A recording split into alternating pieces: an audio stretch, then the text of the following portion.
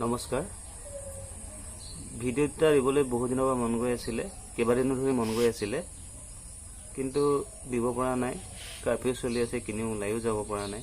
ভাবিছিলোঁ ভ্লগ দিম বুলি, গতিকে আজি এটা বেলেগ চিন্তা কৰিলোঁ। মোৰ মোবাইলত কিছুমান আগৰ ফটো আছিলে, সেই ফটোখিনিকে ভিডিঅ' আকাৰে আপলোড কৰিম বুলি ভাবিলোঁ। নাজানো কেনেকুৱা হয়, তথাপিও আপোনালোকে চাই পেলাই জনাবচোন। যদি ভাল লাগে তেতিয়াও ক'ব, বেয়া লাগিলে তেতিয়াও ক'ব।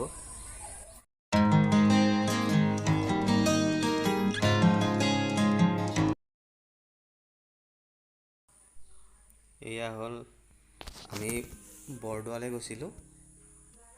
মোৰ বন্ধু, তাৰ ৱাইফ, তাৰ মাক আৰু আমাৰ বিনি। আৰু এয়া হ'ল যোৱা বছৰ বহাগ বিহুৰ প্ৰথম দিনা। এতিয়া পূৰা লকডাউন চলি আছিলে, ক'তো যাব পৰা নাছিলোঁ। ওচৰৰে মন্দিৰ এটাত আমি দুটা গৈ পেলাই সেৱা এটা কৰি আহিছিলোঁ।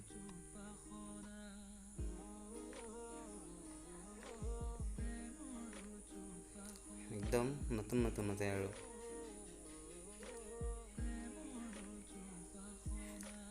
বিষ্ণুপুৰী থান বুলি কয়, তাতে গৈছিলোঁ। এয়া হ'ল তাতে শিৱ মন্দিৰ, আৰু এয়া মাক জেতুকা লগাই থকা ফটো।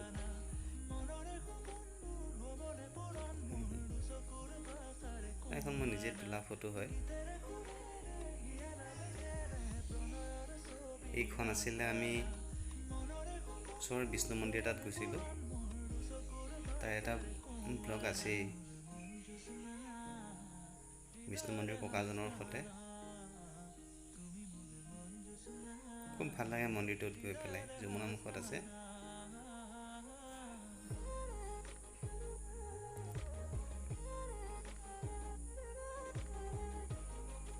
এই বিষ্ণু মন্দিৰৰ মূল প্ৰতিমা।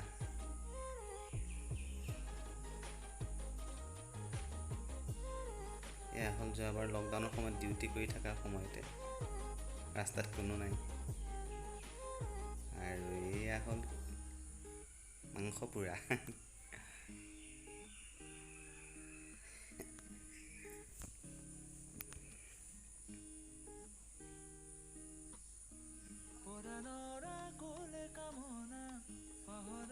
এয়া বিহুৰ পিঠা বনোৱাত ব্যস্ত আমাৰ গৃহিণী।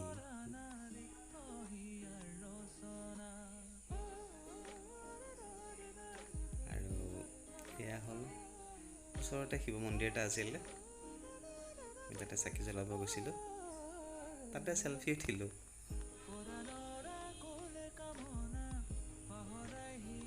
এয়া হ'ল বিনিয়ে দেউতাক নখপালিচ লগাই দিয়া ফটো নেকি, নতুনতে।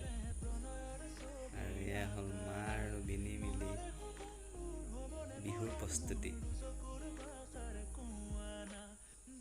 আজিৰ ফটো ইমানেই, পিছত কেতিয়া পাৰিলে আকৌ দেখুৱাম। নমস্কাৰ।